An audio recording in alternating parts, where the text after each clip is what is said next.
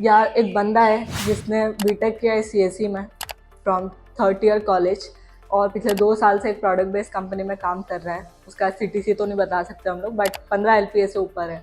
तो उसका डाउट था कि अब मेरा ना सैचुरेशन आ गया जॉब में, I am not enjoying it that much, I am stuck somewhere in terms of my growth. तो should I go for MBA और एमटेक और जीआरई, मतलब उसको हायर स्टडीज़ के लिए जाना चाहिए या नहीं। तो हमें ये लगा कि बहुत सारे ऑडियंस का ये एक डाउट होता है जॉब करने के बाद में।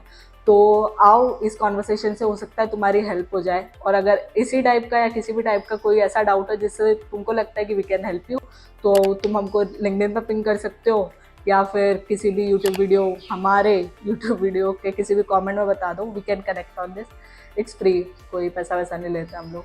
तो चलो इस कॉन्वर्सेशन से हो सकता है तुम्हारी कोई हेल्प हो जाए। तो बिना किसी बकवास के शुरू करते हैं वीडियो।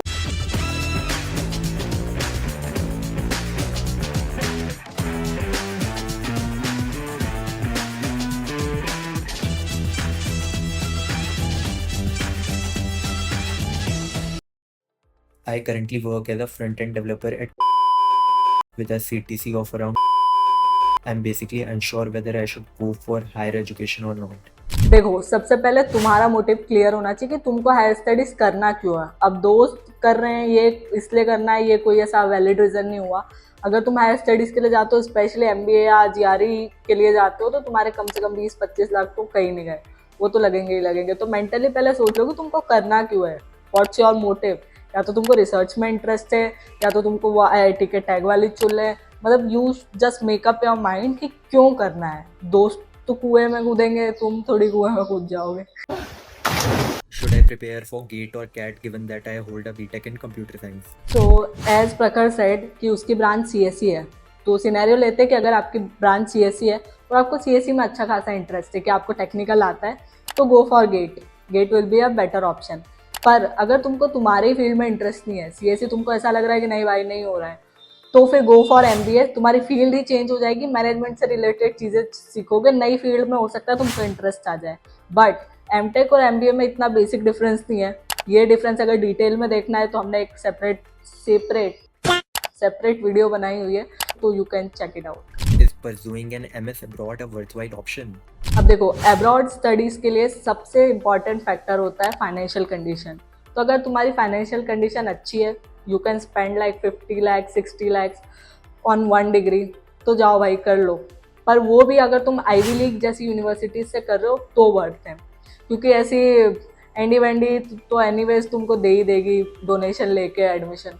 तो अब वो फॉरेन टैग इतना मैटर नहीं करता है, क्योंकि वहाँ का मार्केट भी सैचुरेट हो रहा है। मेरे बहुत सारे दोस्त हैं जो गए, डिग्री की, आए, और आज की डेट में टीसीएस और बायजूस जैसी कंपनीज में बहुत लो पैकेजेस पे काम कर रहे हैं। तो अच्छी यूनिवर्सिटी में अगर तुमको एडमिशन मिल रहा है तो जाओ, भले ही पैसा लगे जाओ, क्योंकि वहाँ से तुमको लिटरली कुछ बेनिफिट मिलेगा।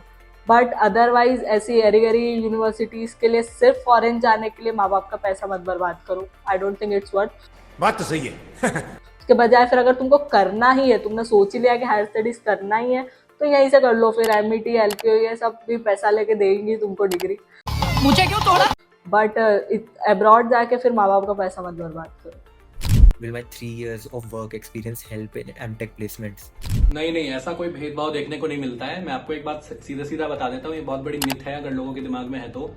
आईआईटीज में एमटेक और बीटेक सबके प्लेसमेंट्स एक साथ होते हैं। वो कंपनीज आएंगी ना, वो कॉमन प्रोफाइल लेके आएंगी, तो फर्क नहीं पड़ता आप 3 साल काम करके आए हो, 10 साल काम करके आए हो, आपको वही प्रोफाइल और वही सैलरी मिलेगी।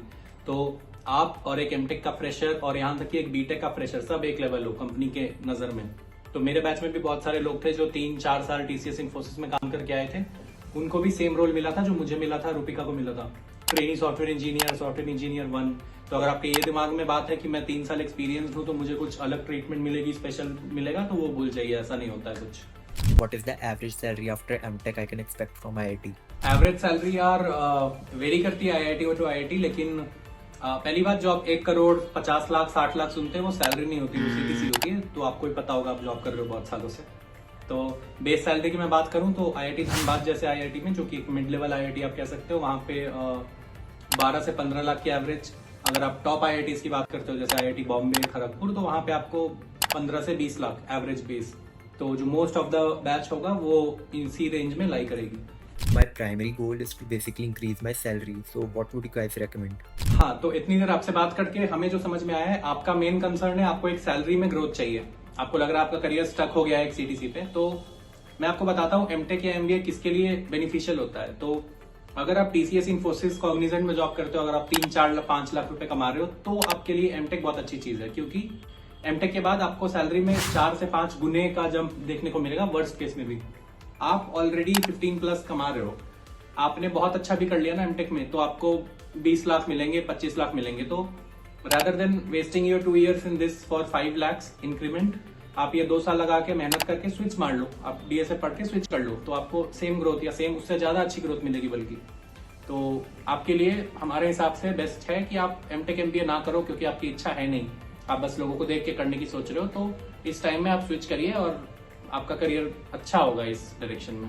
तो आज के लिए बस इतना ही। अगर आपका भी ऐसी कोई डाउट है, आप पर्सनल गाइडेंस लेना चाहते हो, तो प्लीज कमेंट करिए। हम लोग जब आप फ्री हो और हम दोनों फ्री हो तो हम लोग जरूर कनेक्ट करेंगे।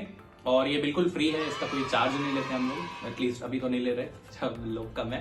तो ठीक है, आज के लिए इतना ही। तब तक प्लीज चैनल को लाइक कर लीजिए, सब्सक्राइब कर लीजिए और मिलता है अगले वीडियो में। Bye bye.